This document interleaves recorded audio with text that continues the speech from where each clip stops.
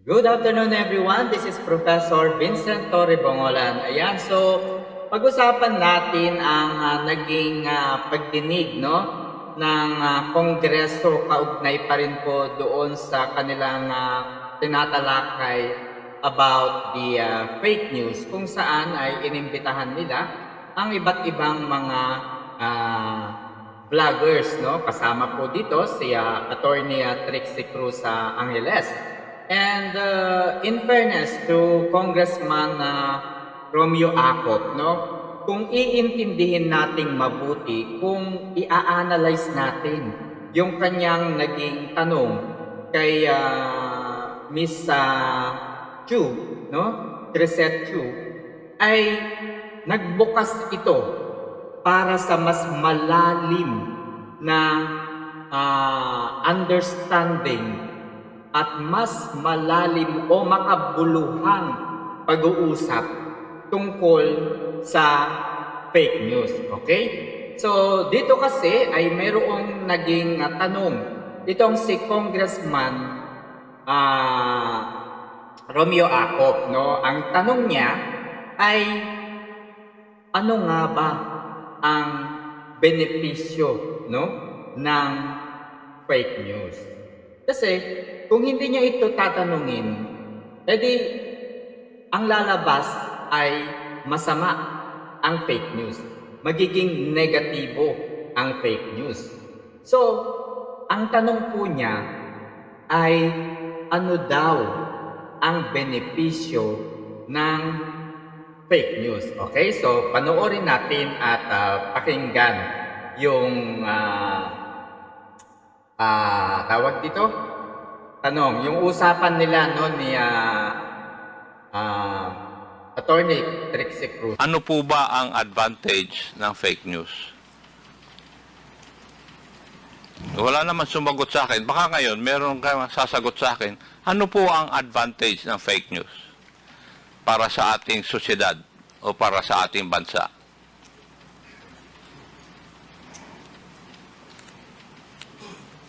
Meron po bang makakasagot sa akin nun? Sir, may I? Mr. Chair, sasagot daw? Yes, please. Hindi po kayang sagutin. Kailangan po natin ng definition ng fake news. Kasi po, Okay, so maganda yung naging sagot dito ni Attorney Trixie Cruz Angeles. Dahil as a professor, mga kaibigan, very po tayo, kumbaga, ako, no, personally, sanay ako kung paano sumulat ng research thesis or dissertation. Bilang isang statistician, ay sinusuri ko po mabuti kung ano nga ba yung mga tanong na nakalagay doon po sa research thesis o dissertation. Okay? So, bakit nga ba tayo nagsasagawa o bakit tayo nagsusulat ng research thesis or dissertation? Ano ba yung purpose? Okay? So, ibig sabihin, para sa akin, no, bilang requirements, no, academic requirements, one of the main reason bakit tayo nagsusulat ng research thesis or dissertation as a requirements bago tayo makapag-graduate, bago natin makuha yung diploma na ating inaasam-asam, kinakailangan magsulat tayo ng thesis. And then, siyempre, i-defend natin ito sa panel. Okay? So, part ng research ay lagi kong tinatanong, bakit nga ba ninyo sinusulat itong research? Bakit kayo nagsusulat ng research o thesis? Bakit ito yung title ng inyong research? Ano ba yung nakikita ninyong problema? Bakit ito yung naisipan ninyo? Kasi hindi ka po magsusulat ng research o hindi ka susulat ng thesis kung wala kang nakikitang problema. sa pamamagitan ng pagsusulat ay maaari mong masagot yung mga tanong na gumugulo sa iyong isipan. Yan po yung pinakang purpose ng research thesis or dissertation. Alright? So, kasama po dyan ang mga tanong sa iyong isipan, mga tanong coming from the researcher, and of course, definition of terms. The working definition, okay? Bakit po working definition ang tawag namin dito bilang mga profesor? Dahil yung research na hinahanapan namin ng kasagutan, yung mga tanong na nasa aming isipan, ay ginagawa ng paraan para masolusyonan. Okay? Yung isang problema. Kaya, disregard o hindi natin kumbaga gagamitin ang encyclopedia, hindi natin gagamitin ang Webster, hindi natin gagamitin ang mga definition of terms na matatagpuan sa internet. Kasi kapag ginamit natin ito, walang additional information, walang additional knowledge. So therefore, hindi makakatulong, no, sa ating ginagawang pagsusulat kung yung mga definition of terms na yun ay nakasulat na sa Webster, nakasulat na sa iba't ibang mga sources, no? Kaya ang lagi ko pong sinasabi sa estudyante ko, yung definition of terms must be the term na ginamit at gagamitin sa inyong pag-aaral. No? Ito po mismo yung working definition niyo. So, ganun din po ang purpose ng TRICOM. Kaya, dito ay nakita ko yung depth, yung lalim ng tanong na ito ni Congressman Ako na naging daan naman para matumbok ni Attorney Trixie Cruz Angeles yung kasagutan. Okay? So, ibig sabihin, kung hindi po ito natanong ni Congressman Ako, hindi makakapag-suggest itong si Attorney Trixie Cruz Angeles. And this is a good starting point para makapag-legislate po sila ng mga guidelines on how to combat the proliferation of fake news. Okay? So, yun po, panoorin natin at pakinggan yung naging sagot ni Attorney Trixie Cruz Angeles. Merong fake news na time-bound. Totoo ngayon, bukas hindi na totoo. Katulad ni Galileo na nagsabi na heliocentric ang Excuse me, Mr. Chair. solar system. Madam, please Opo. indulge me. Ano po yung unang statement ninyo? Baka po, para magkaintindihan, ay i-define po natin kung ano ang fake news. Yung sumunod na statement. Kasi minsan po, ang tinatawag na fake news ay time-bound. Posibleng totoo ngayon, bukas hindi na totoo. Katulad nga po ng heliocentric versus the geocentric solar system. Naparusahan po si Galileo. Pero 600 years later, nag-apologize ang simbahan. Dahil totoo pala siya. So, what So- is the advantage of fake news? No, sir, So, ayun guys, no? Dagdag ko lang, no? Maaaring ang isang definition of term ay maaaring definition of terms ng fake news, no? O maaaring ang isang pangyayari ay tama ngayon o mali kinabukasan, maaaring mali ngayon pero magiging tama sa mga susunod na mga araw o panahon. So, kagaya rin po yan ng ating korte, kapag tayo po ay nagsasampa ng kaso, di ba merong mga desisyon na minsan hindi papabor sa atin. And then, kaya nagkakaroon ng apela. So, umaapela para ang goal ay mabaligtad yung naging desisyon ng mababang hukuman. So, doon sa Court of Appeals, maaaring mabago yung desisyon, yung hatol. So, magkakaroon uli ng panibagong apela. Maaaring yung pinakang final na appeal, which is the Supreme Court na po yung sasagot, maaaring panigan po niya yung unang hatol. Maaari rin naman yung pangalawang hatol ng Court of Appeals. So, our legal system is not that perfect, but it's functioning. And then, according po doon sa purpose. So, ganun din po yung nais ipahayag dito o sabihin. No? Ito nakikita ko lang ha. Ito po yung nais ipahayag ni Attorney Trixie Cruz Angeles. Maaaring yung definition today o yung information ngayon, maaaring tama, pero pagdating ng ilang panahon, mali pala. That's why we have to define what is fake news. What constitutes a fake news? Okay, so let's continue. We can only answer that question if we define what fake news is. And may I know, from your background, how would you define fake news?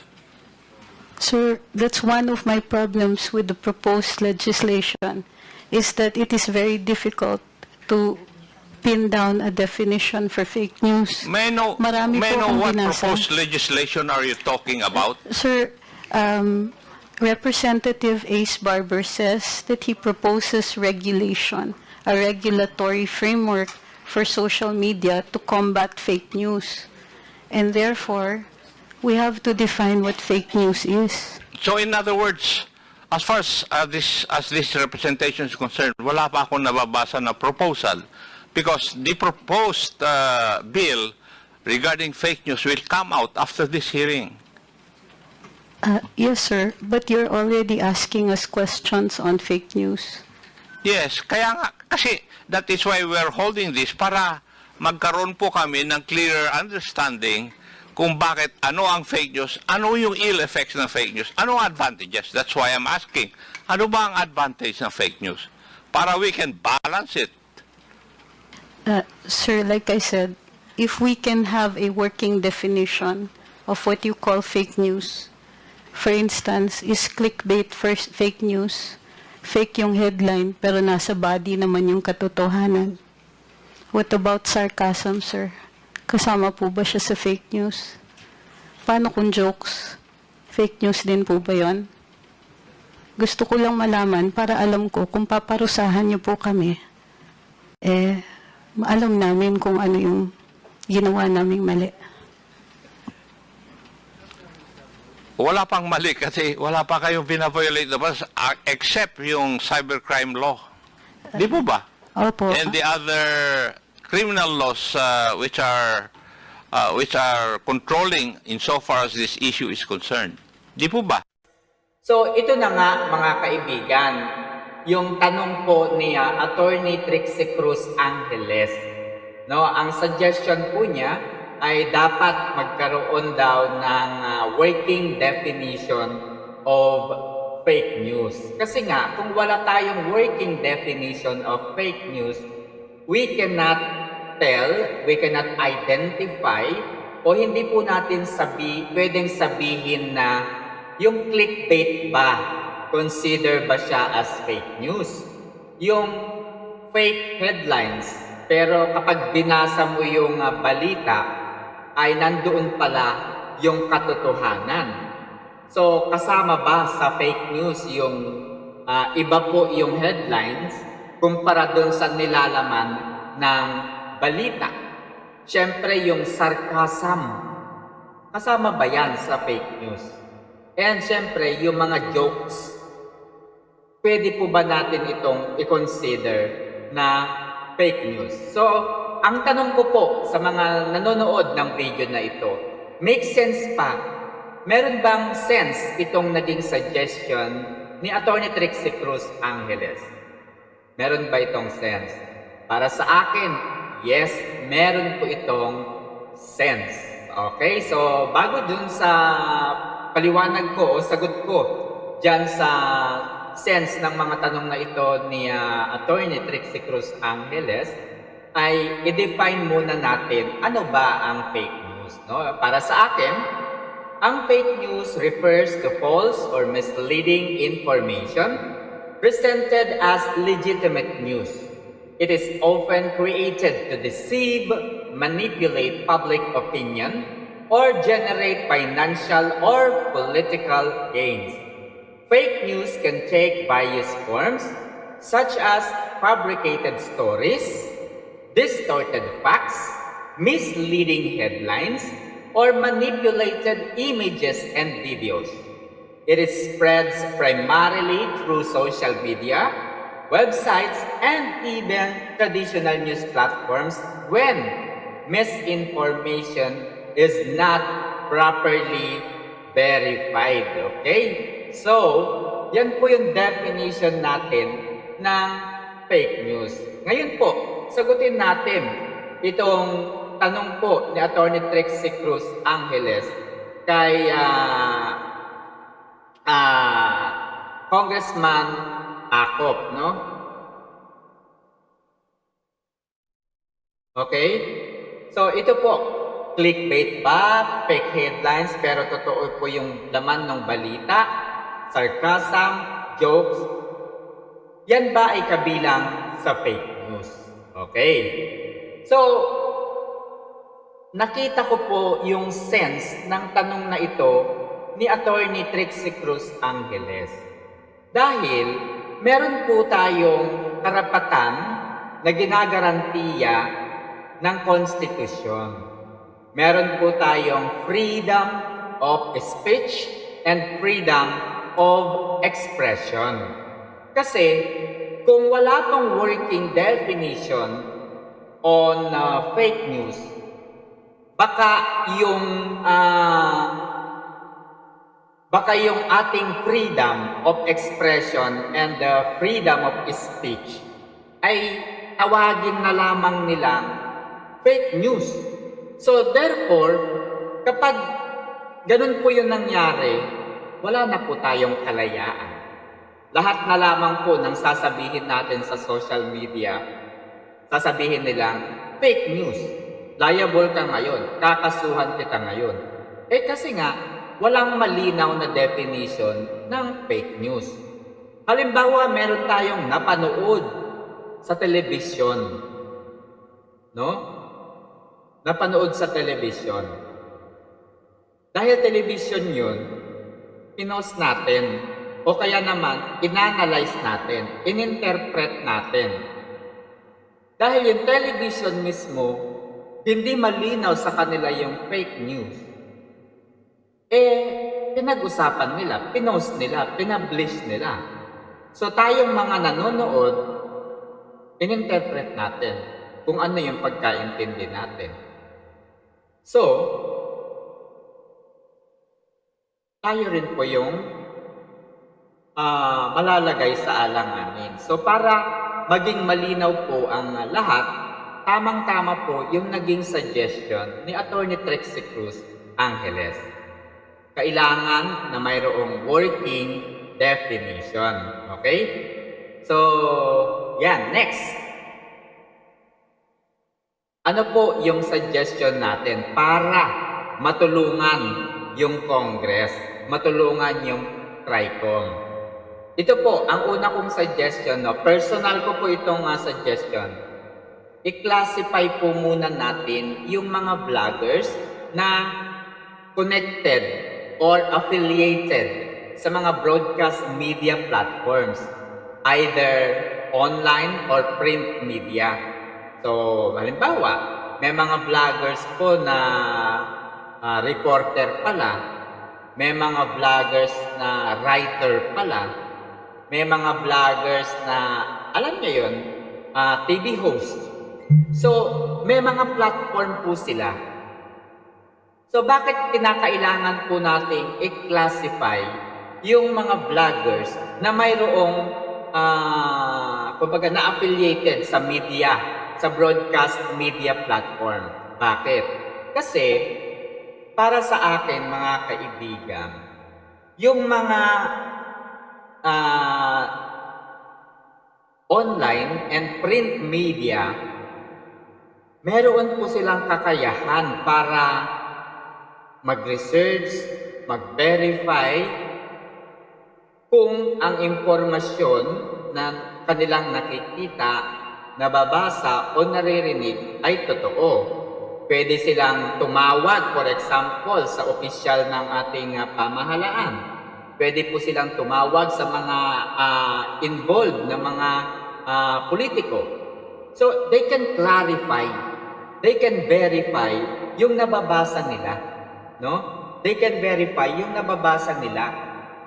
Kaya, dapat nakaseparate po yung mga vloggers na mayroong news and print media platform. Okay? So, dapat yun po muna ang una nilang gagawin, no? Tawagan nila yung persons involved or politician, and then i-record nila yung interview para ma-clarify, malinawan, maging malinaw. Alright? So, maging malinawan po yung lahat. Okay? So, yan po yung unang strategy o yung unang dapat gawin o step, no? So, i-classify, pagkatapos i-classify, yung mga merong platform, mag-verify. Okay? Again, ito naman po doon sa mga merong media platform, print and online. Since may pera sila, pwede nilang i-utilize yung mga available artificial intelligence tools and platforms. No? Kailangan nilang i-utilize yung mga AI tools and platforms. Kasi sila lang yung merong kakayahan para mag-hire ng tao, mag-hire ng developer, mag-hire ng engineer, and so on and so forth. Mag-hire ng expert sa AI, expert sa paggamit ng mga AI platforms or tools. Bakit? Kasi halimbawa ngayon guys, may mga AI tools ngayon na pwedeng gamitin na kung saan yung mga image na papagalaw mo, merong mga AI na kung saan ay may mga video pero napapalitan mo yung mga mukha. May mga AI na kung saan ay nagagaya mo yung boses ng gusto mong gayahin. So, para maiwasan yung panggagaya ng boses, yan, napakahirap po kasi ang voice theft na tinatawag. Halimbawa, galit ka kay President Marcos. Gagawa ka ngayon ng application using AI, no? Na gagayahin mo yung boses niya. So, magsasalita ka ngayon, kumbaga gagawa ka ngayon ng isang content. Tapos, dahil nga marunong ka,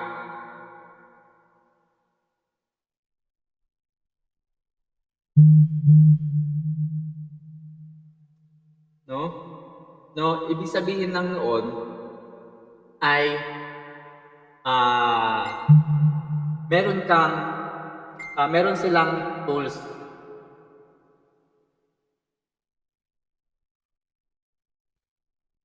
No? Meron silang kakayahan para mag-hire ng mga expert to verify. Yun po yung isa sa mga suggestion natin. Okay? So, yun po yung kahalagahan na dapat nating isipin. Siyempre, ito po yung pinakang huli. Saka na po sila mag-imbita ng mga vloggers. Yung mga ordinaryong vloggers, kagaya natin, ordinaryong vloggers lamang po tayo. Wala naman po tayong kakayahan para mag-hire ng expert. And yung kanina, kung napanood po ninyo yung kay interview ni si Miss Crisette, no? Si Miss Crisette ba yun?